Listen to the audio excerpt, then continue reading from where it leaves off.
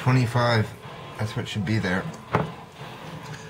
1, 2, 3, 4, 5, 6, 7, 8, 9, 10, 11, 12, 13, 14, 15, 16, 17, 18, 19, 20, 21, 22, 23, 24, 25.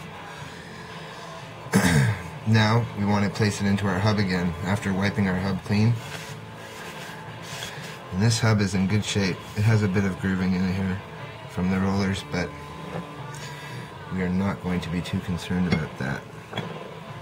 And I find the easiest way to do this is place it over top of your bearings and lead from one side to the other and clear your tools out. Now your bearings are in the actual housing. You can put a little grease in there if you want. Not everybody does this, but I just want a little bit because they've been dry for a bit in the oil. So there we go. We'll wipe up our spline. Make sure that you have all 25 bearings. You want to make sure. And the wear on the bearings will also create gaps, so be aware of that. You may have 25, but they might have a gap in them because they have worn down a bit and lost their tolerances. So find new bearings if that is the case.